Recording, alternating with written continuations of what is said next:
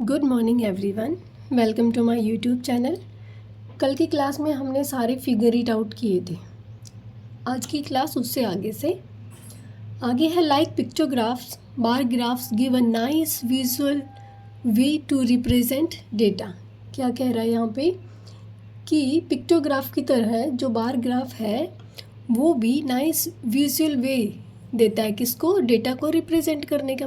Visual मतलब जिसको हम देख सकते हैं, ठीक है। They represent data through equally spaced bar. कैसे रिप्रेजेंट करता है डेटा को? Equal space. हमने काफ़ी सारे क्वेश्चंस किए थे। ये देखिए कि यहाँ पे है इक्वल स्पेस होना चाहिए बीच में, बार्स के बीच में, ईच ऑफ इक्वल विड्थ। और इन बार्स की जो विड्थ है, जो चौड़ाई है, वो सभी की क्या होनी चाहिए? इक्वल होनी चाहिए।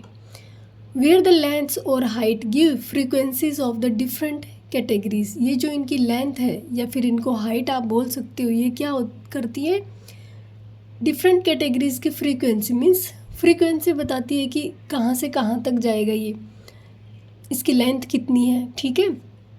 Each category is represented by a bar. Her category क्या है, उसको बार से रिप्रेजेंट करेंगे। वेयर द लेंथ और height depicts the corresponding frequency.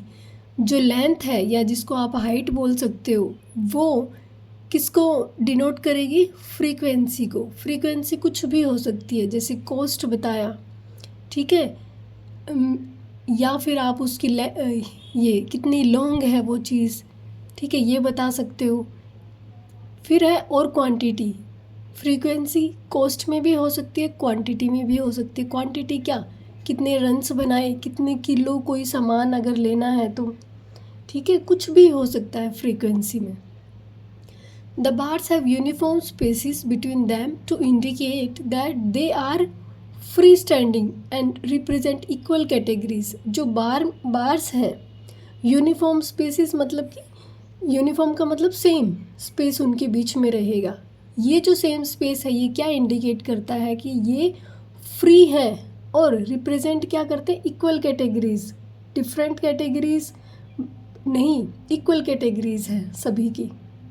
The bars help in interpreting data much faster than a frequency table. Bars क्या करते हैं? Data को इंटरप्रेट करते हैं फास्टर तरीके से, बजाय कि एक फ्रीक्वेंसी टेबल। एक फ्रीक्वेंसी टेबल में क्या करते हैं? हम एक टेबल बनाते हैं, उसमें डेटा लिख देते हैं और फ्रीक्वेंसी लिख देते हैं। उससे भी ज़्यादा फास्टर तरीके से हम डेटा को इंटरप्रेट कर सकते हैं बार्स में, by reading a bar graph. एक बार ग्राफ को रीड करने के बाद we can compare frequencies of different categories at a glance. मतलब देखते ही हम पहचान लेंगे, कंपेयर कर लेंगे फ्रीक्वेंसीज को।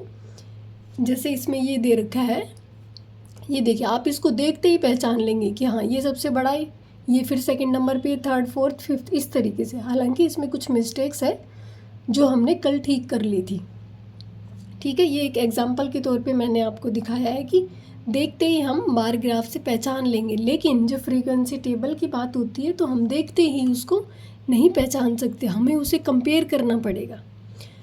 We must decide the scale. हमें इसमें स्केल डिसाइड करना पड़ेगा। एग्जाम्पल पे बताया है कि या तो हम 1 यूनिट लेंथ को 1 स्टूडेंट के बराबर मान लें, या 1 यूनिट लेंथ को हम 200 रुपीज़ के बराबर मान लें, या फिर आप 1 यूनिट को 5 स्टूडेंट के बराबर भी मान सकते हैं। वो डिपेंड करता है कि आपके पास में फ्रीक्वेंसीज कितनी बड़ी या छोटी हैं। For bar graph on the basis of the data including the minimum and maximum frequencies, ठीक है। किसके बेसिस पे? फ्रीक्वेंसीज की बेसिस पे कि ज़्यादा दे रखी है या कम दे रखी है, so that the resulting bar graph fits nicely and looks visually appealing on the paper और पोस्टर वी आर प्रिपेयरिंग। ताकि जो बार ग्राफ है वो अच्छे से फिट हो जाए जिस पेपर या पोस्टर पे हम उसको बना रहे हैं, और वो दिखने में भी अच्छा दिखे। The markings of the unit lengths as per the scale must start from 0। और ये ध्यान रखना है कि जो मार्किंग है यूनिट लेंथ्स की, वो कहाँ से स्टार्ट हो? 0 से स्टार्ट हो। ऐसा नहीं है कि आप ये मान लो कि इस तरीके से बना रहे हो और यहीं से 1 स्टार्ट कर दो, तो गलत हो जाएगा। ये मस्ट है कि आप यहाँ पे 0 ही लिखेंगे, ठीक है।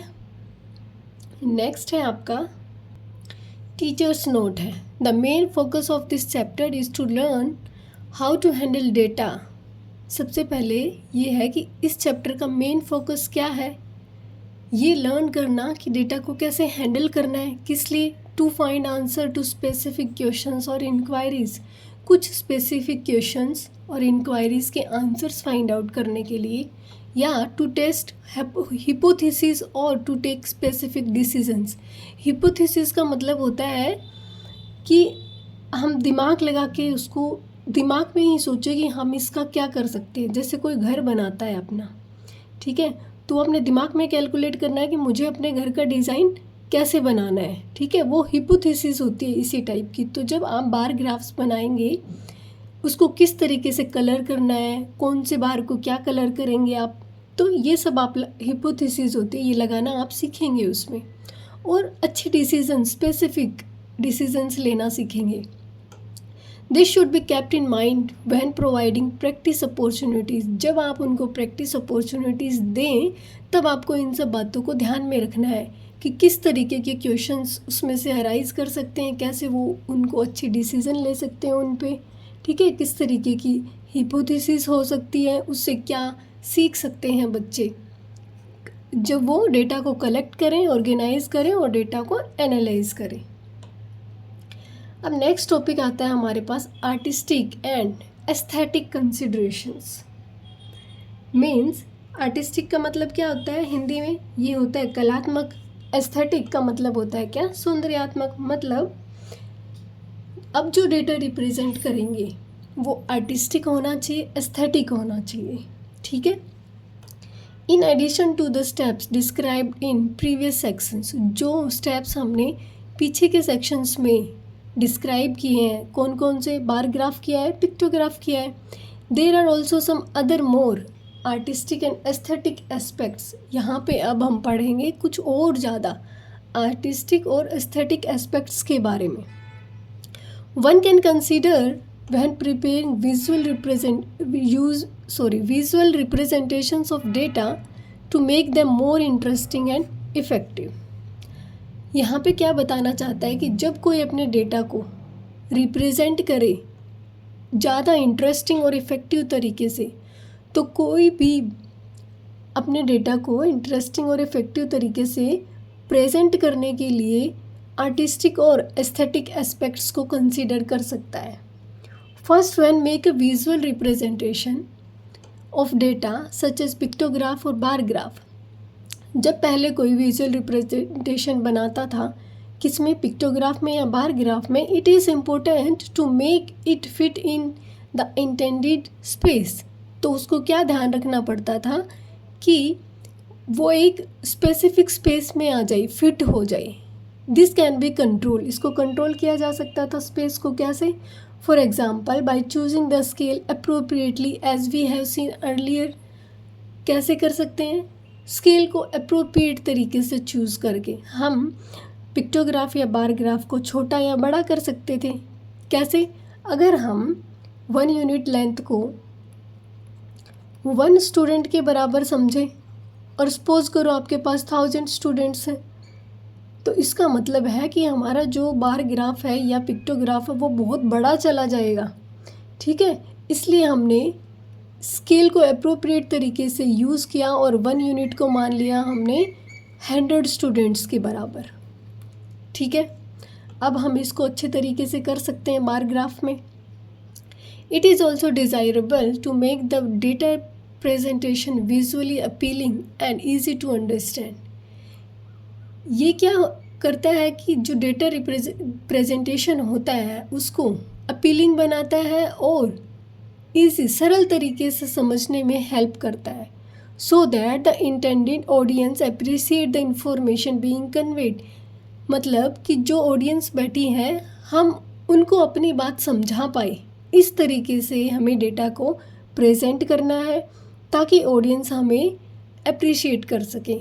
बात समझ में आएगी तो अप्रिशिएट भी करेंगे, ठीक है। तो हमें डेटा को इस तरीके से प्रेजेंट डिज़ायरेबल बनाना है कि लोगों को अच्छे से समझ में आए, विजुअली अपीलिंग हो, वो समझ में आए, और जो ऑडियंस बैठी है जो बात हम इंफॉर्मेशन उनको कन्वे करना चाहते हैं वो अच्छे से समझें और समझ में आएगी तो वो आपको अप्रिसिएट करेंगे।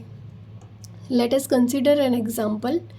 Here is a table naming the tallest mountain on each continent. एक एग्जाम्पल है, हर कॉन्टिनेंट का सबसे टॉलेस्ट माउंटेन यहाँ दे रखा है, along with the height of each mountain in metre. और सबकी हाइट किस में दे रखी है? हर माउंटेन की मीटर्स में। अब देखिए continent, tallest mountain and height. First में क्या दे रखा है? एशिया का एवरेस्ट सबसे बड़ा 8,848 मीटर्स, ठीक है। उसके बाद में एक कागुआ, कौन सा? 6,962 मीटर। फिर देनाली, ये किलिमंजारो अफ्रीका का 5,895 मीटर।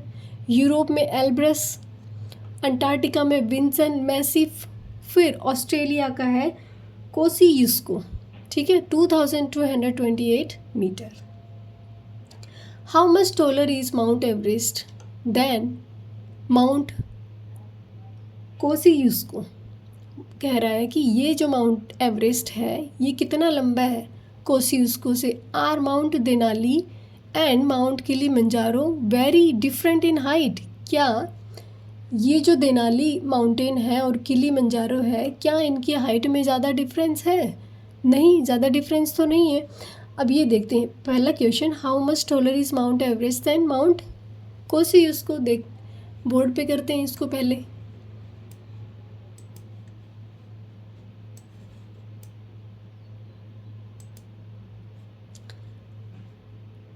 पहले इनकी हाइट्स देखते हैं, कंपेयर करते हैं हाइट्स को।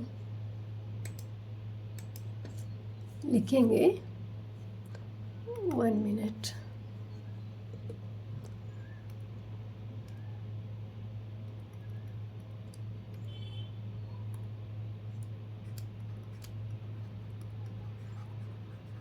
हाइट ऑफ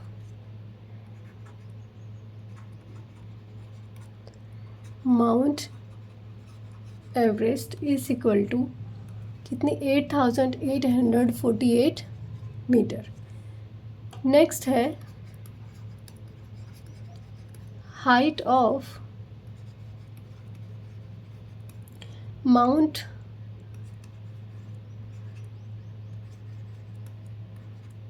कोसियुस्को कितनी दे रखी? 2,228 मीटर। डिफरेंस पूछा है, हाउ मच टॉलर, इसका मतलब डिफरेंस पूछा है कि कितना लंबा है। 8,848 में से माइनस करेंगे 2,228।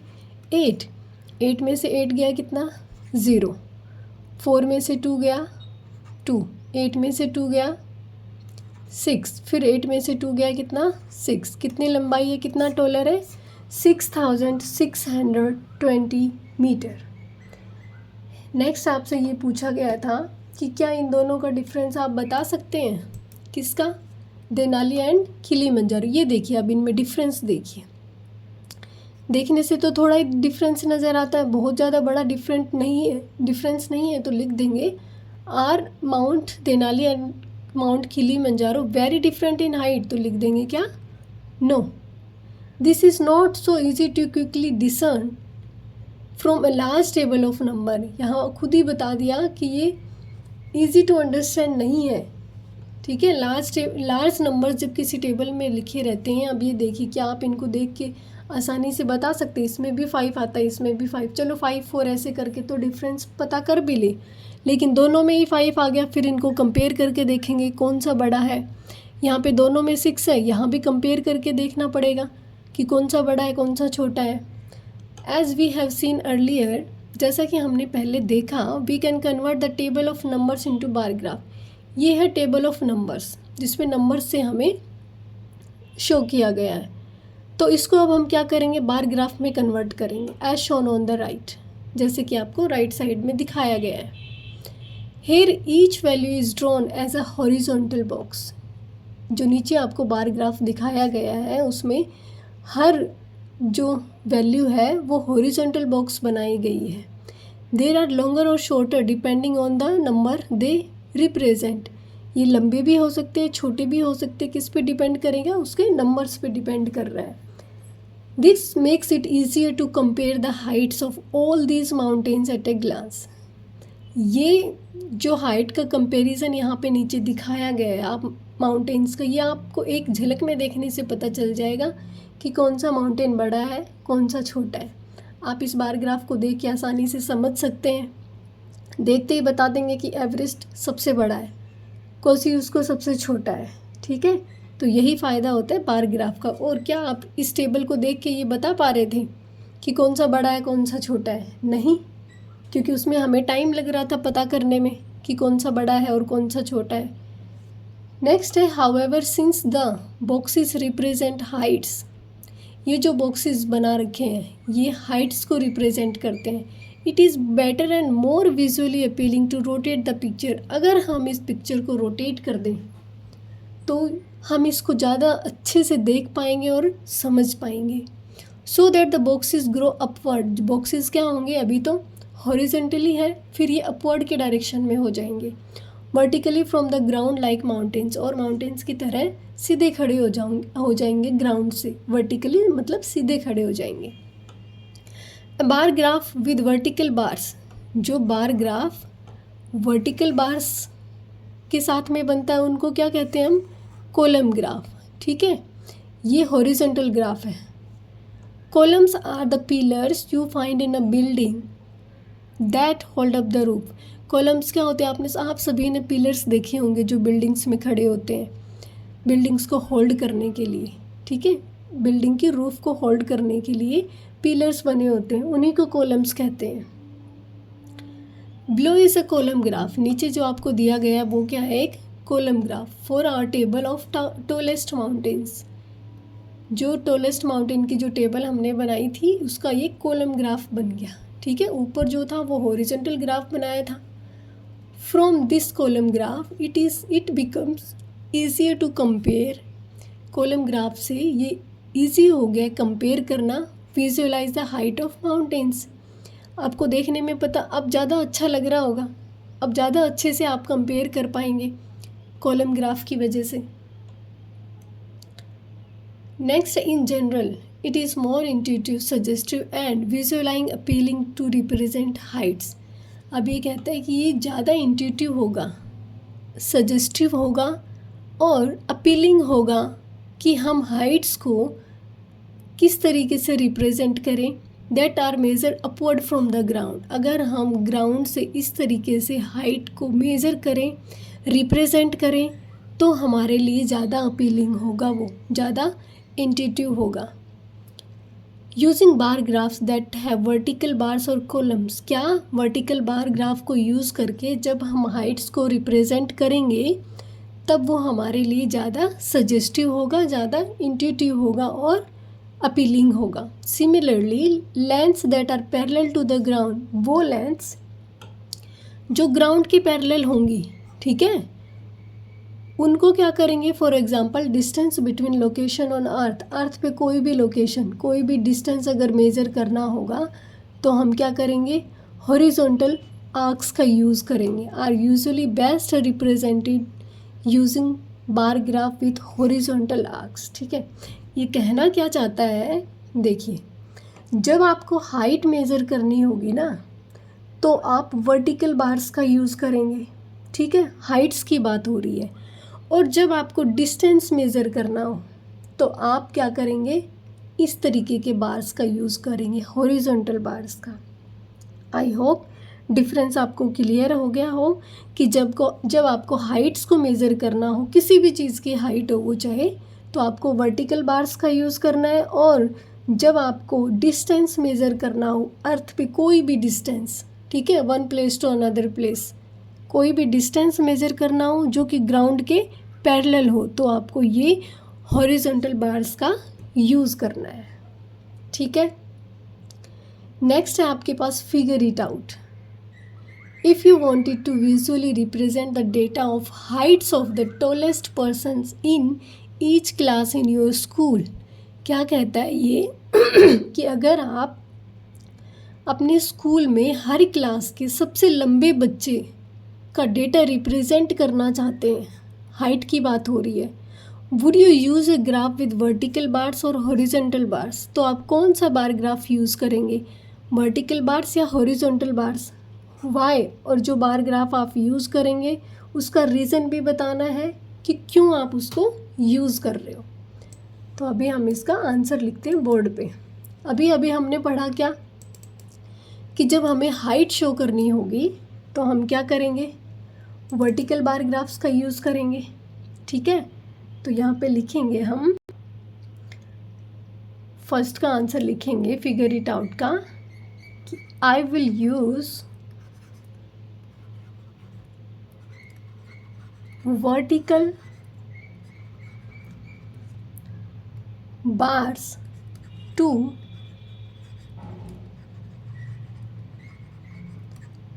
represent the data of the heights of the tallest persons in each class in my school। ठीक है, रीज़न लिखेंगे, बीच में फुल स्टॉप हटा देना, because it is more intuitive, suggestive and visually appealing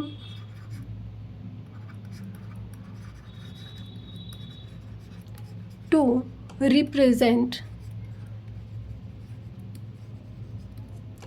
heights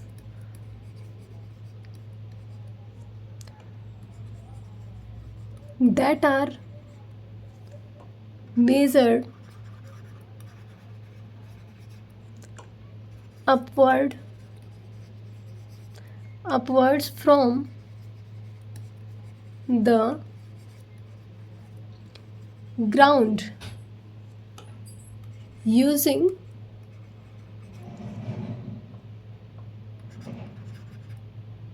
vertical bars. ठीक है, I hope आपको समझ में आ गया होगा कि हाइट्स को रिप्रेजेंट करने का सबसे बेस्ट और अच्छा तरीका कौन सा है, वर्टिकल बार ग्राफ बना के। ओके, अब मैं इसको इरेज कर देती हूँ, आप इसको नोट डाउन कर लें।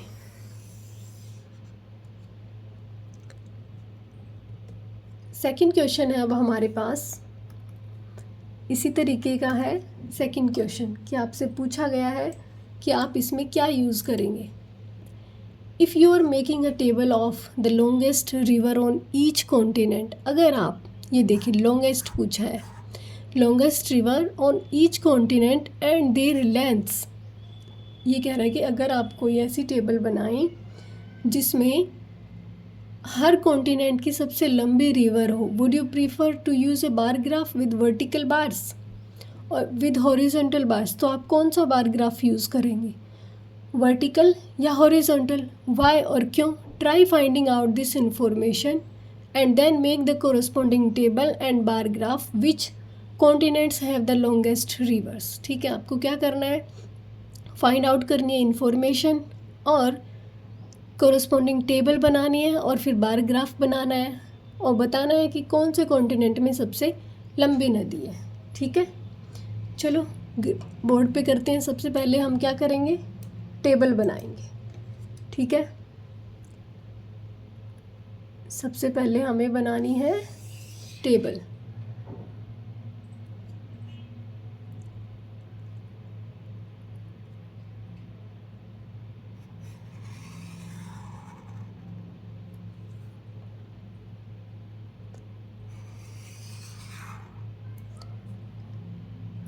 यहाँ पे क्या लिखेंगे हम टेबल में, लॉन्गेस्ट रिवर के बारे में बात की गई है, तो सबसे पहले तो कॉन्टिनेंट लिखेंगे।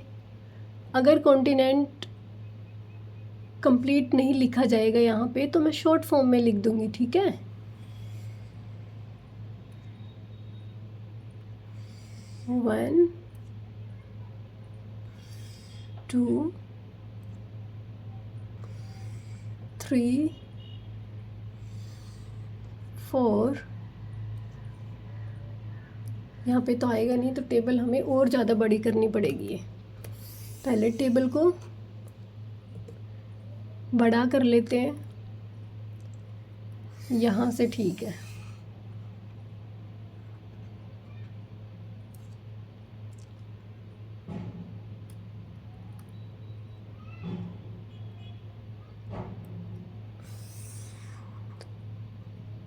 ये first, second and third.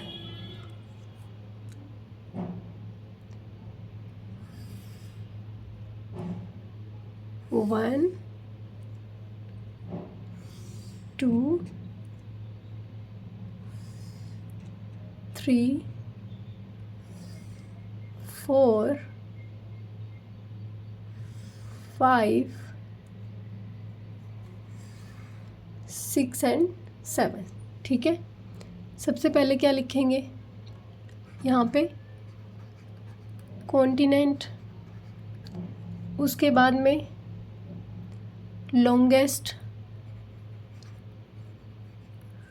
River, उसके बाद में लिखेंगे क्या, लेंथ, ठीक है।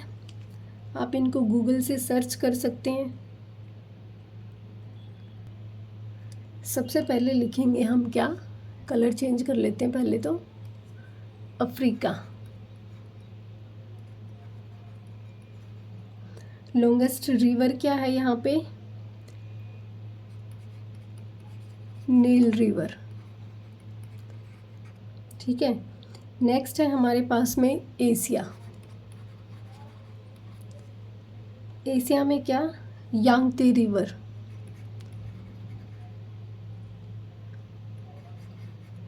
TZE। नेक्स्ट है आपके पास में नॉर्थ अमेरिका। नॉर्थ अमेरिका में है Mississippi river, Mississippi,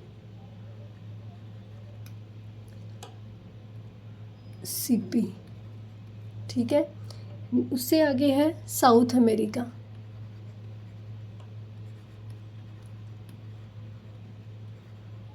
south America में अमेज़न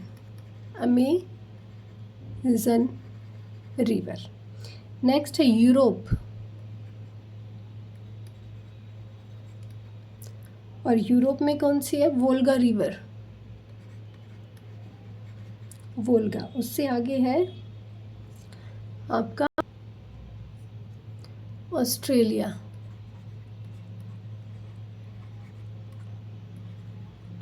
और ऑस्ट्रेलिया में कौन सी है, मुर्रे डार्लिंग रिवर, MURRAY,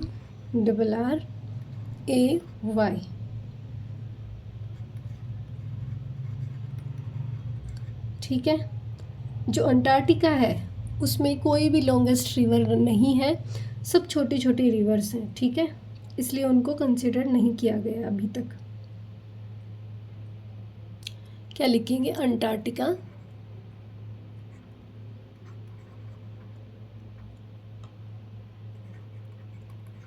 ठीक है, ब्लैंक छोड़ देंगे इसको। अब हम इसकी जो रिवर्स हैं उनकी लेंथ लिखेंगे। सबसे पहले नील की लिखेंगे कितनी, 6650, ये किलोमीटर्स में है, ठीक है। फिर बारी आती है साउथ अमेरिका, जो कि क्या है, अमेज़न की बारी। कितनी है इसकी, 6400 किलोमीटर। फिर है यांगते रिवर, यांगते की है 6300 किलोमीटर। फिर है मिसिसिपी, ठीक है, नॉर्थ अमेरिका में जो है, सॉरी मैंने साउथ वाली इसमें लिख दी, इसको इरेज कर देते हैं।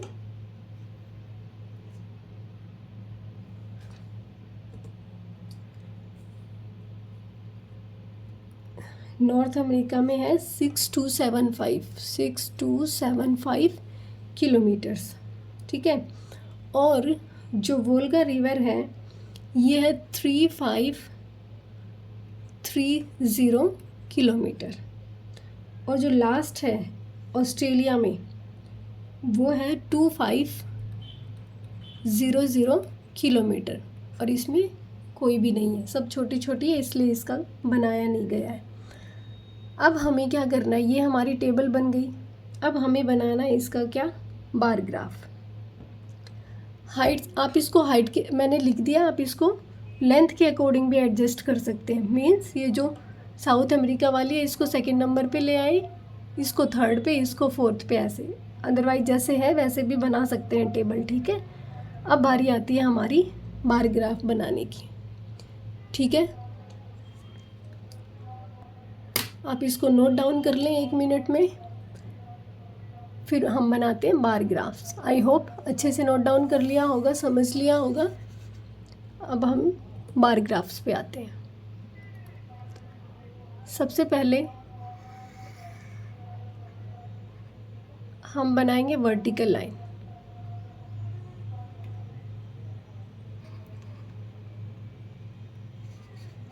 अब इसकी हॉरिजॉन्टल लाइन, ठीक है।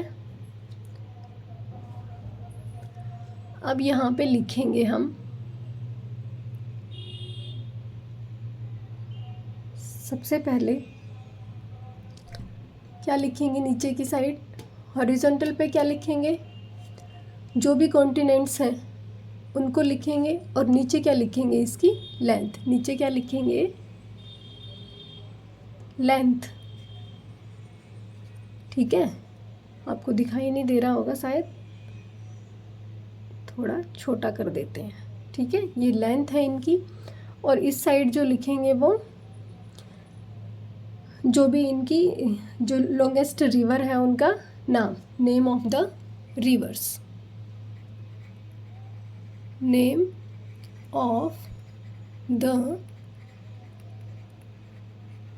रिवर्स, ठीक है। अब सबसे पहले क्या करना है हमें, सबसे बड़ी रिवर या सबसे छोटी, ठीक है, जो आपकी मर्जी हो वो ले लेना। अंटार्कटिका में कोई है नहीं, ठीक है, इसको एज इट इज छोड़ देते हैं ऐसे ही। फिर थोड़ा सा इंक्रीज करके इधर, फिर ये 1 2 3 4 5 6 एंड 7, ठीक है। आपको स्केल की हेल्प से इक्वल मेजरमेंट लेना है, ओके। अब सबसे पहले क्या करेंगे, हमारे पास कितनी है, थाउजेंड्स में है, तो हमें ये यहाँ पे 0 है तो थाउजेंड्स ही ले लेते हैं हम, ठीक है। 1000 2000 3000 4000 5000 6000 7000, ठीक है। मैक्सिमम हमारा 6650 है, तो 7000 तक हम ले लेते हैं इसको। अब देखिए, फर्स्ट में हम अंटार्कटिका का लिखेंगे, यहाँ पे अंटार्कटिका कोई भी नहीं है, छोड़ देंगे एज इट इज़। फिर उसके बाद में ऑस्ट्रेलिया लिखेंगे। अब यहाँ पे आपको क्या करना है, साथ में आपको जो रिवर है उसका नाम भी लिखना है। मेरे पास यहाँ पे स्पेस थोड़ा कम है, इसलिए मैं यहाँ नहीं लिख रही हूँ, बार ग्राफ में लिख दूँगी। आपको बार ग्राफ में नहीं लिखना है, ठीक है, या बार ग्राफ के साइड में लिख दूँगी। तो ऑस्ट्रेलिया की कितनी है, 2500, कितनी है, 2500।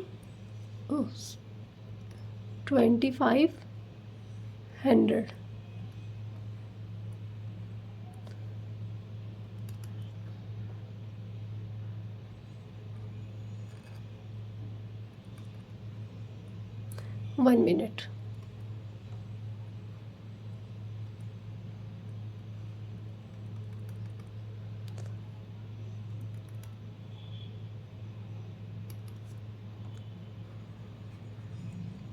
2500, यहाँ कहीं आएगा 2500, ठीक है। नेक्स्ट है आपके पास क्या, 2500 के बाद दूसरी है वोल्गा रिवर, जो कि यूरोप में है, 3530 पे। कहाँ पे, 3530।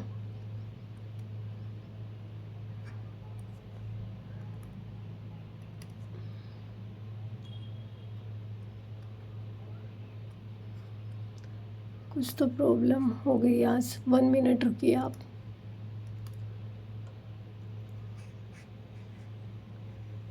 थ्री 530।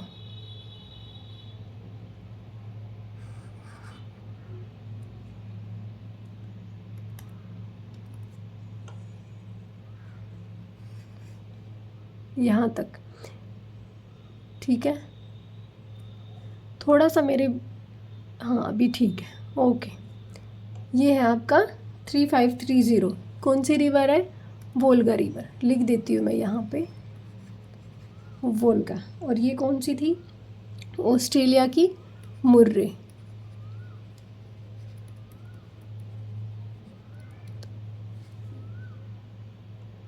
यहाँ पे लिखेंगे यूरोप।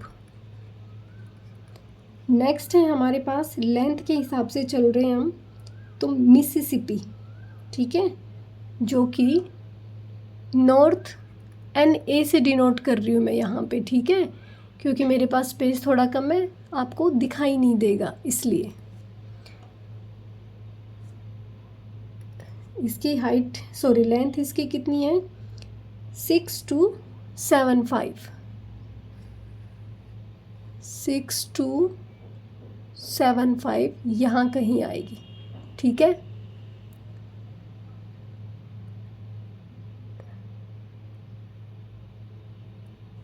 ये आगे हमारे पास नॉर्थ अमेरिका की, लिख देंगे क्या, इसके आगे मिसिसिपी। नेक्स्ट है हमारे पास क्या, एशिया की यांगते रिवर, वो कितनी है, 6300।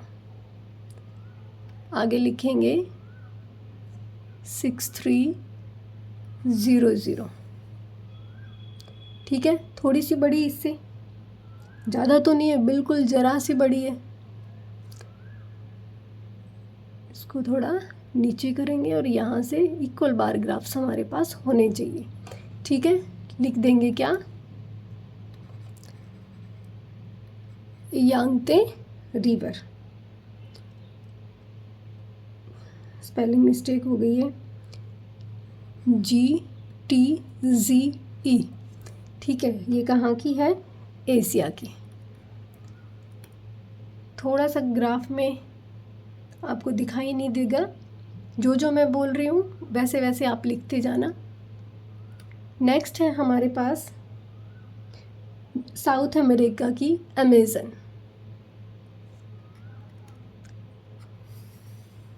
अमेज़न की कितनी है, 6400, इससे थोड़ी और बड़ी, ठीक है। नाम लिखेंगे इसका अमेज़न, कहाँ की, south America, south America, S से डिनोट कर रही हूँ मैं इसको, ठीक है।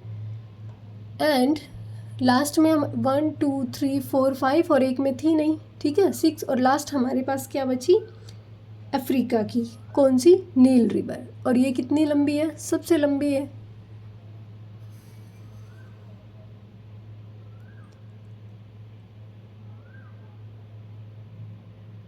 कितनी, 6650, ठीक है। इसको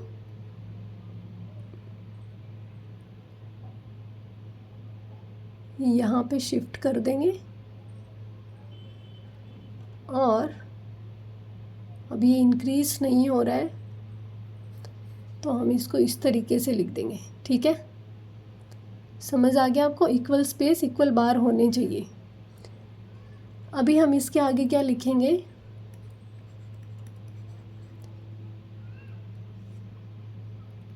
थोड़ी और इंक्रीज इसको यहाँ तक कर लेना, ठीक है। ये बॉक्स नहीं है, ये बॉक्स नहीं है, ठीक है। क्या लिखेंगे यहाँ पे? अफ्रीका, ठीक है। ये आपके बार्स बन गए, हॉरिजॉन्टल बार्स। हॉरिजॉन्टल ही हमें बनाने थे क्योंकि हमें यहाँ लॉन्गेस्ट की बात की गई है, हाइट की बात नहीं कर रखी। अर्थ पे ही पॉइंट्स को मेज़र कर रखा है कि कितनी लंबी है हमारे पास रिवर्स, ठीक है। आई होप ये समझ में आ गया होगा आपको। आज की क्लास में सिर्फ इतना ही, बाकी एक टॉपिक रह गया, वो हम करेंगे अगली क्लास में। Thank you so much.